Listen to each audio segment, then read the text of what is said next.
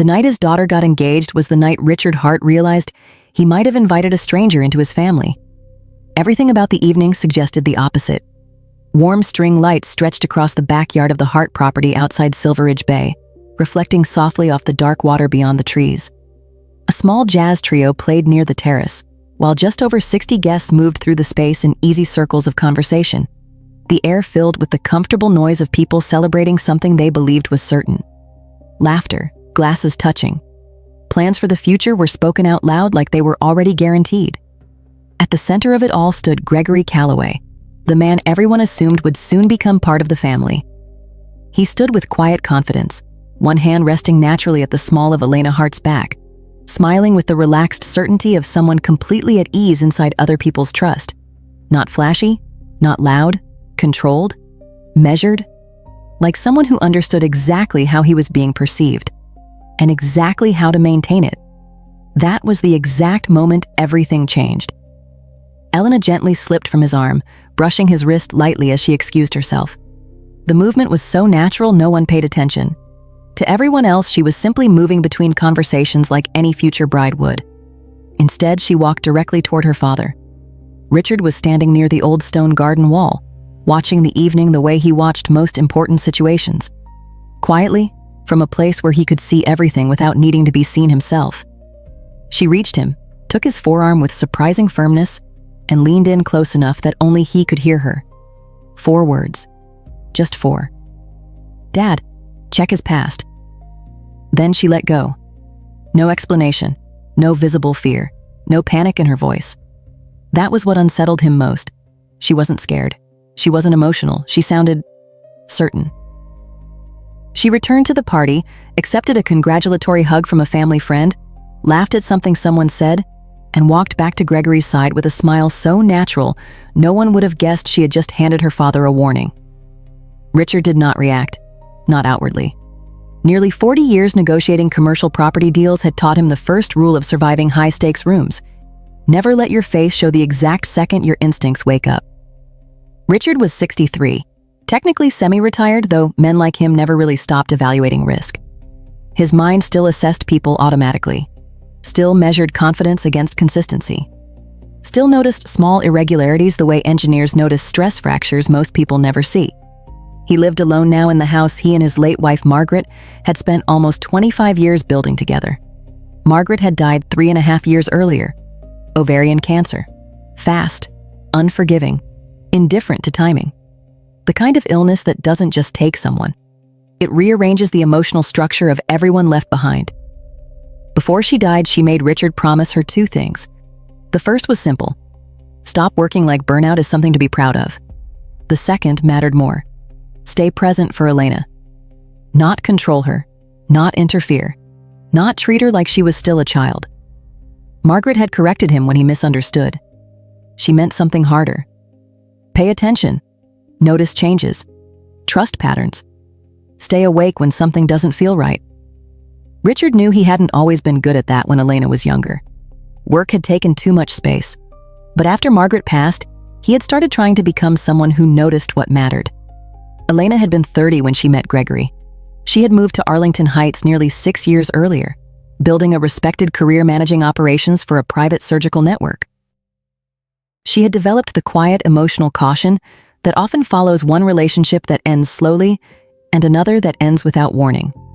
She did not trust easily, which is why Richard noticed the difference in her voice when she called him a few days after meeting Gregory at a charity gala. There was excitement, but also something steadier underneath it, something calmer. Hope mixed with relief. Gregory was 39, she explained, a senior financial strategist working with high-net-worth clients. East Coast upbringing, graduate degree in finance. Built his client base over more than a decade. Disciplined, thoughtful, patient. He actually listens, she had said. Then she paused, searching carefully. He makes things feel stable. Richard remembered that word later. Stable. He wanted that to be true for her. The first time Richard met Gregory was about 3 months into the relationship. Elena had arranged a private dinner at a quiet waterfront restaurant in Silveridge Bay. Gregory had driven nearly 3 hours just to be there. Effort mattered. It always had. He was tall, well-dressed without looking like he was trying to impress anyone. Expensive watch, but understated. Tailored jacket, no visible designer logos. Competence signals. And Gregory possessed something Richard had only seen in elite negotiators and experienced dealmakers. Calibrated attention. The ability to make each person feel individually important without appearing to try. He asked Richard thoughtful questions about land cycles, market timing, and long-term capital preservation. Not surface questions. Prepared questions. He never asked anything he didn't already seem partially ready to understand. That detail stayed with Richard longer than he expected. Gregory was attentive to Elena in ways that appeared completely natural. Small gestures, subtle awareness. The kind of behavioral fluency people usually develop after years of closely observing others. Nothing inappropriate, nothing forced. Nothing obviously wrong. Richard drove home that night and sat for nearly an hour in Margaret's old reading chair, staring into the dark without turning on the lights. Something felt practiced, not fake, not dishonest, just precise, like watching someone perform the role of a trustworthy man extremely well. Margaret would have told him he was being difficult. Maybe she would have been right. So he kept the thought to himself.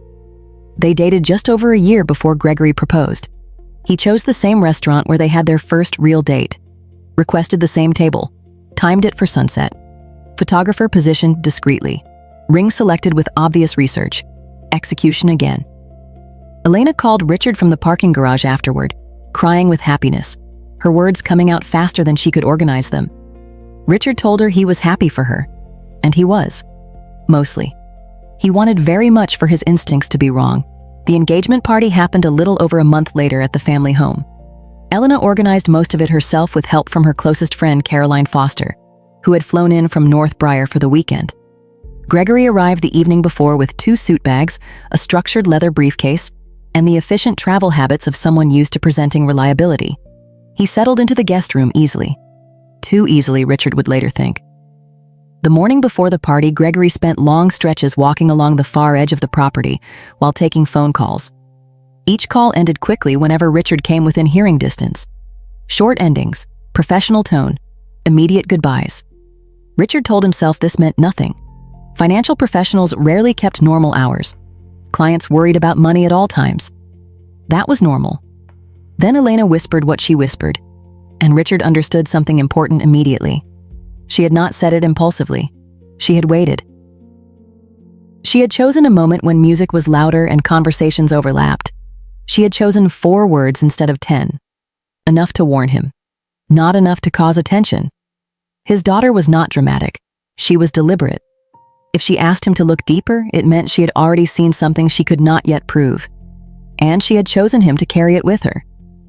Richard stayed at the party another 38 minutes. He laughed when appropriate, nodded through conversations he barely heard, refilled his glass once, maintained the appearance of a proud father, and spent nearly 15 minutes speaking with Gregory about vineyard investments and long-term land appreciation. Gregory was relaxed, charming, entirely convincing, which was exactly when Richard became certain of one thing. Because after a lifetime of evaluating people responsible for millions of dollars, he had learned one expensive truth. Real confidence and practiced confidence look identical until you start asking the right questions. And that was the moment Richard stopped thinking like a father and quietly began thinking like an investigator. Richard did not start investigating Gregory because of what Elena told him. He started because of something much smaller, something most people would have missed. He watched Gregory's eyes while he spoke that night. They moved too much. Not nervously, not suspiciously, just actively. Like they were always measuring the room even while his face stayed perfectly relaxed.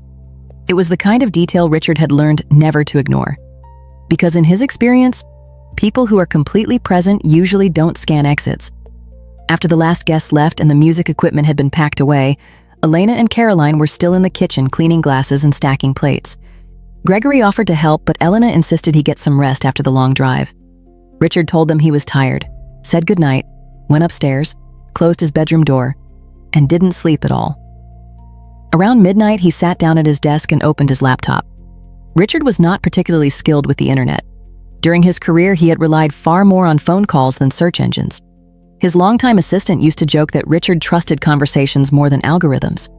But he knew enough to begin somewhere. He typed, Gregory Calloway Financial Advisor, Arlington Heights, and started reading. The results looked exactly how they were supposed to look. Professional website, clean design, conservative color scheme, biography written in confident but modest language, education credentials, certifications, client philosophy, everything correct. LinkedIn showed a steady progression of positions over 13 years. No unusual gaps, no strange jumps, a few industry mentions, a panel appearance at a regional finance conference, a photo from a charity golf fundraiser 4 years earlier. Nothing impressive, nothing concerning, nothing humanly messy. Everything optimized. That, strangely, was what bothered Richard. Real careers usually left small irregularities, imperfect timelines, unexpected pivots. This looked like a presentation version of a career, not necessarily false, just curated. The next morning, Richard called Elena before Gregory woke up. She stepped outside into the garden where the early light was still soft and nobody could overhear them. Richard asked her directly. That was when she told him what she had not told him the night before. She had used Gregory's laptop 3 weeks earlier. Not because she was suspicious, because hers had been updating, she needed to check something quickly. He had left a browser tab open. She hadn't meant to see anything, but she had. A spreadsheet, rows of numbers, property values, investment estimates. At the top of one column, she saw something that made her stop breathing for a second. Richard Hart, Silveridge Property Estimated Value. And beneath it, a number that was close enough to reality to make her immediately understand what she was looking at. She heard Gregory walking down the hallway, closed the laptop, moved away, said nothing. For 3 weeks, she tried to convince herself there had to be a normal explanation. Maybe professional curiosity, maybe hypothetical planning, maybe coincidence. But she couldn't stop thinking about it. Richard listened without interrupting. When she finished, he simply nodded. He told her she had done the right thing telling him. He told her to act normal. He told her not to confront Gregory. He told her he would handle it. She looked at him the way she used to when she was a child, trying very hard not to cry after falling off her bike. Trust mixed with fear. Richard held that look steady until she felt calm again. Then he went back inside and made the first real call. His lawyer. Sandra Whitmore had handled the Hart family's legal structures for nearly 2 decades. Richard had first hired her when he and Margaret restructured their real estate holdings, and she had helped establish the family trust after Margaret died. It wasn't enormous by billionaire standards, but it represented 40 years of disciplined work. The Silveridge property, 2 commercial buildings downtown, a carefully managed investment portfolio Margaret had grown patiently over decades. Elena was the primary beneficiary. Richard asked a simple question. If someone married Elena and later became legally connected to the trust structure, how quickly could assets become exposed? Sandra was quiet for a few seconds. Then she answered carefully. Depending on structure, signing authority, and access to documentation, it could happen very quickly. Days. Possibly faster if someone understood the process. What would be required? Marriage, authorized signatures, access to trust documentation, account knowledge, right paperwork, right timing. Richard thanked her and ended the call. Then he made the second call. A man named Daniel Reeves. Richard had met Reeves 16 years earlier during a large acquisition where background verification had been required. Reeves had since built a small but highly respected private investigation firm known for discretion and accuracy. He did not guess. He did not speculate. He only reported facts, which made him valuable. Richard asked for a full background review on Gregory Calloway, 39, financial strategist, Arlington Heights. He provided the information Elena had shared over the past year. He did not yet explain why. How long? 3 days for basic verification, 5 to 7 for deeper work. Richard asked if it could be done in 5. Reeves said he would try. Those 5 days became some of the longest Richard had experienced in years. Gregory stayed 2 more days after the party. Helpful, pleasant, easy to have around. Exactly the kind of future son-in-law most fathers would feel lucky to gain. Richard found himself almost liking him during dinner conversations, which made everything worse. They spoke about regional agriculture markets, wine investment cycles, commercial zoning changes, winter transport risks in mountain corridors. Gregory was excellent at conversation, thoughtful, informed, engaging. Exactly the kind of man who built trust naturally. On Tuesday, Gregory drove back to Arlington Heights. Elena stayed one more day. Richard told her only what he knew so far, which wasn't much yet, just enough to justify caution. She was frightened. He could see it. Not of Gregory exactly, of being wrong about Gregory, which is a very different kind of fear. Richard reassured her again. Act normal. Say nothing. Let him work. That evening, alone in the house, Richard realized something uncomfortable. If Gregory had truly been researching his estate, then Gregory hadn't just been building a relationship, he may have been building a strategy. And Richard knew something else from experience. People rarely research numbers that don't matter to them. That was the first real red flag. And it was enough. Because Richard was no longer trying to decide whether he liked Gregory. He was trying to decide whether Gregory had chosen his daughter or selected her. Richard learned Gregory Calloway was not Gregory Calloway on the 5th day. Daniel Reeves did not waste time with small talk when he called. That alone told Richard the report was not routine. I found something, Reeves said, and you're going to want to sit down. Richard was already sitting in his office overlooking the vineyard on the south edge of the property. The late afternoon sun was turning the rows of vines copper in the distance, the kind of peaceful view that normally made him feel grounded. Not that day. What did you find? Richard asked. There was a pause. The name Gregory Calloway is real, Reeves said carefully. But it wasn't his first name. Richard said nothing. He was born Ethan Calder, 41 years ago, in Monteridge, Nova Scotia. Richard leaned back slowly in his chair. The Halifax connection Gregory had mentioned was partly true. He had lived there. But that was where the accuracy started to thin out. The career history he presents publicly is selective, Reeves continued. Some of it checks out, but there are missing pieces, and the missing pieces matter. Richard felt something cold settle into his chest. What kind of pieces? A civil case, 7 years ago. Richard waited. A former business partner alleged financial misrepresentation, claimed Calder altered documentation to gain authorized access to a joint investment account. Funds were later liquidated. Richard stared out the window without seeing anything. What happened? Settled out of court, terms sealed. But the filing exists. So do the initial accusations. That was the first real fracture. Not rumor, not suspicion. Documentation. Then Reeves continued. There was also a marriage. Richard closed his eyes briefly. To whom?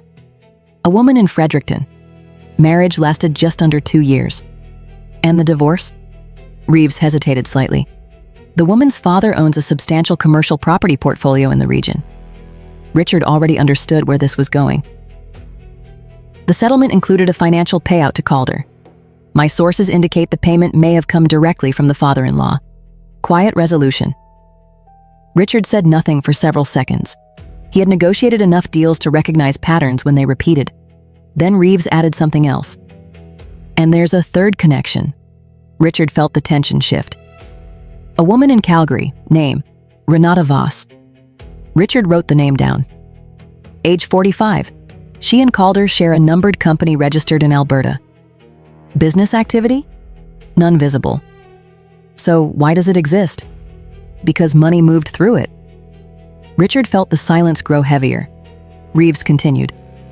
I have transfer records, not huge sums individually, but structured movement, patterned.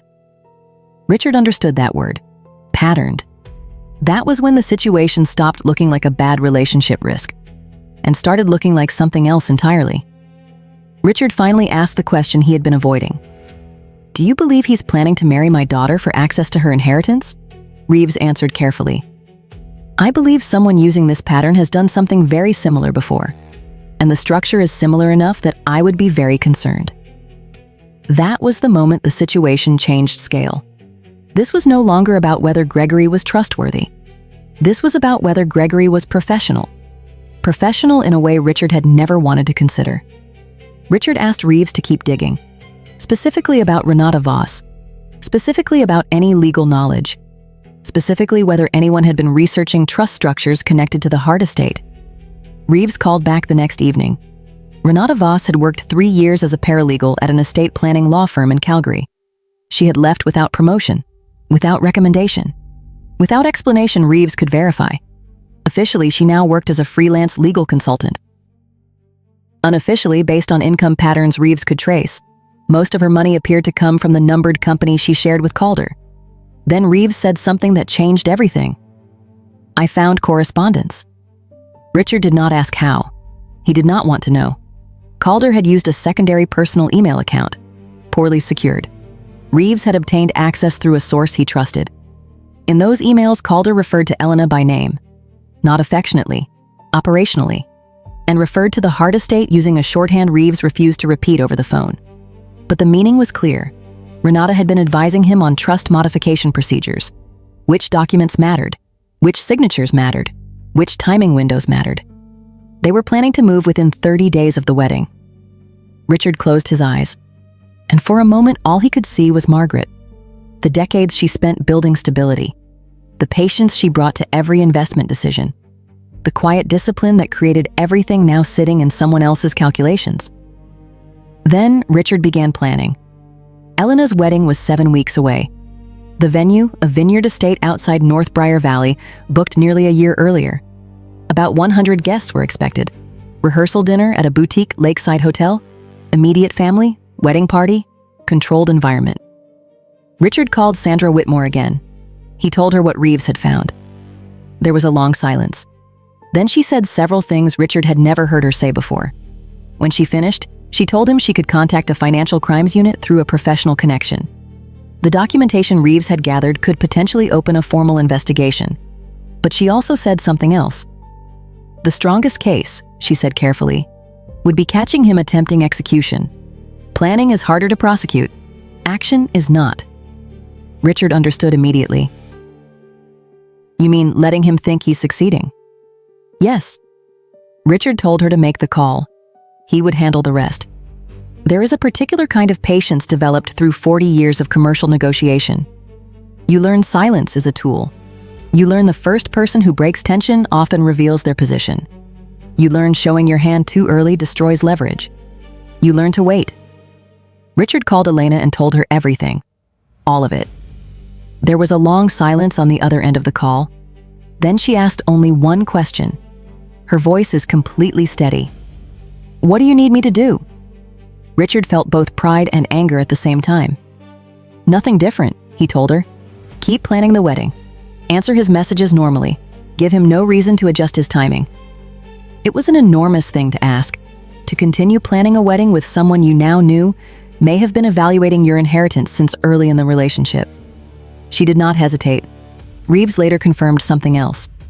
Renata Voss had booked a room at the rehearsal hotel the same weekend, registered under her own name, listed as a logistics consultant connected to the wedding vendor coordination. She was not on Elena's guest list. Gregory had added her. Under the explanation, she was reviewing contract language.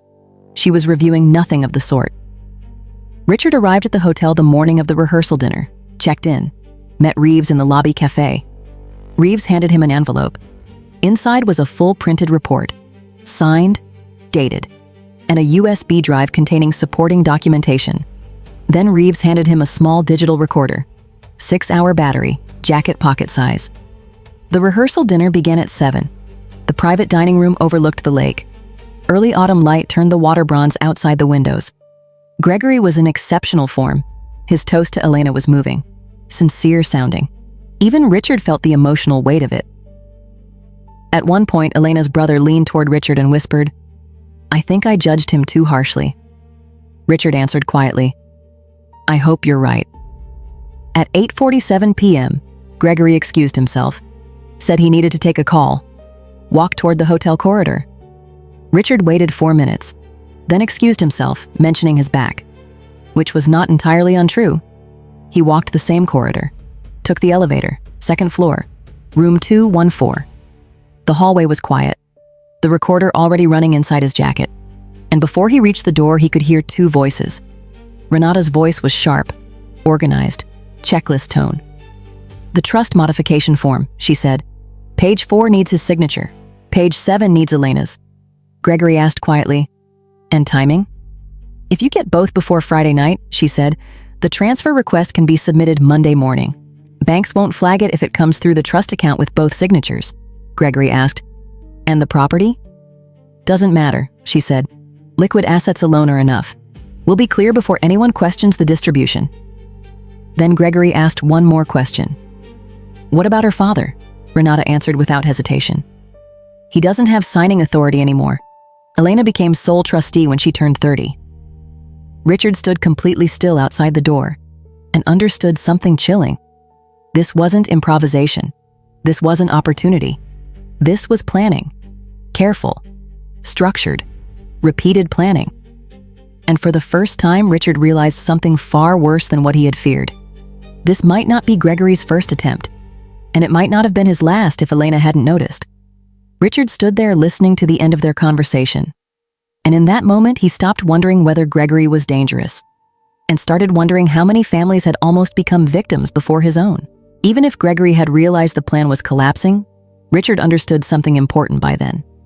Men like Gregory didn't panic. They adapted, and that made them more dangerous, not less. Richard stood in the quiet hallway outside room 214 and felt something settle inside his chest like cold water. Not rage. Rage was loud and short-lived. This was something quieter, colder, more durable. The kind of calm that comes when a negotiation stops being theoretical and becomes final. He sent a short text to Reeves. Second floor, now. Then another to Elena. Come upstairs, alone. She appeared less than 2 minutes later, walking down the hallway with controlled steps. She had told Gregory's mother she needed air. Her face was completely still. Too still. Richard simply nodded toward the door, held up one finger. Wait. She understood immediately. They stood together outside the door. Inside, Gregory was talking about timing. Monday transfer, he said. Renata responded with the tone of someone reviewing logistics. And the flight? Tuesday morning, Gregory answered. International, no complications. Renata added something else. I found an offshore structure that won't raise immediate flags. Portugal, clean entry point. Elena's hand found Richard's. Her grip was tight. Richard did not look at her. He knew she was holding herself together. And he knew she wasn't doing it for him. She was doing it because she had decided she would not be the victim in her own story. Richard felt something close to pride in that moment. When the voices inside paused, he knocked. 3 quiet taps. There was silence inside, about 4 seconds. Then the door opened, and Gregory Calloway stood there. Richard watched his face closely, because the next 2 seconds told him more than the previous 14 months. First, confusion, then recognition, then calculation, fast, precise. And then, the most impressive part, the smile. He actually produced the smile. Elena, Gregory said smoothly. What are you doing up here? Elena didn't answer immediately. She looked past him. At Renata Voss sitting at the small desk near the window, a legal folder opened in front of her. What is this? Elena asked calmly. Gregory didn't turn. That's Renata, he said easily. The consultant I mentioned. She's reviewing the venue contracts. Elena held his eyes, then said quietly, I heard what you said about the trust. For a moment, Gregory kept the smile. That was the thing about practiced personalities. They could hold their position longer than most people expected. But even experts eventually run out of time. The smile faded, not dramatically, just disappeared. Behind Richard, footsteps approached, measured, professional. Reeves appeared first. Behind him were 2 investigators from the Financial Crimes Unit Sandra Whitmore had contacted earlier that day. They had spent 90 minutes reviewing documentation Reeves had assembled. That had been enough. Richard stepped slightly aside. I think it's time we stop pretending, he said calmly. Gregory said nothing. Richard continued. I know your name is Ethan Calder. That landed, a small tightening around Gregory's eyes. I know about Nova Scotia. Silence. I know about the Fredericton marriage. Gregory's jaw shifted slightly. I know about the numbered company. Renata stopped moving entirely. And I know exactly what you plan to do with my daughter's inheritance. Richard paused, then finished. And so do they. One of the investigators stepped forward and identified herself. Calm, professional, practiced. Gregory didn't interrupt. Renata started to say something about legal representation. Gregory raised one hand slightly. She stopped. That detail did not escape Richard. Control dynamics. Even now. They were informed they were being detained for questioning related to a financial fraud investigation. No drama, no shouting, just procedure. Gregory did not argue. He simply looked at Richard one last time. Not angry, not afraid. Assessing. Like a chess player acknowledging a lost position. The folder on the desk contained trust modification documents. Elena's name was already filled in. Signature lines prepared, timing notes attached, photographed, collected, evidence. Richard stood in the doorway after they were escorted out. The lake beyond the window was dark now. Small lights from the opposite shore reflected across the surface. For the first time in weeks, he allowed himself to breathe fully. Then he turned back to Elena. They walked downstairs together. What followed was harder than the investigation. Elena stood in front of nearly 40 people gathered for what was supposed to be a rehearsal celebration. And in fewer words than Richard could have managed, she explained, the wedding was canceled. She was safe. She would appreciate privacy. And she was grateful for their support. Some people cried, some looked shocked, some looked quietly relieved in the way people do when something they sensed but couldn't prove finally becomes visible. Her brother stayed with her for a long time afterward. Richard was grateful for that. Around 10 that night, Richard walked alone along the shoreline outside the hotel. Cool September air, the kind that reminds you summer is always temporary. He thought about Margaret, how she used to sit quietly in the garden at dusk, watching light change across the hills. She had always understood stillness better than he had. He was still learning. The investigation moved forward over the following months. Charges were filed, old cases reopened, patterns established. Richard would not repeat everything. Some of it was still ongoing. But the structure Reeves uncovered held. Gregory had not been improvising. He had been repeating. One former victim even called Richard months later. A man who said no one had believed him before. That conversation stayed with Richard longer than he expected. Elena needed time. She took leave from work. Spent weekends back at Silveridge. Sometimes they talked. Sometimes they didn't. Sometimes healing looks like conversation. Sometimes it looks like silence. She cried, but less than Richard expected. She was angrier than she was broken, and Richard believed that was healthier. The question she asked most often was simple. How did I not see it? One late autumn afternoon, sitting outside overlooking the dormant vineyard, Richard finally answered her. You didn't miss it, he said. You saw something. That's why you told me to check. He paused, then added quietly, the mistake wasn't trusting him. He looked across the empty rows of vines.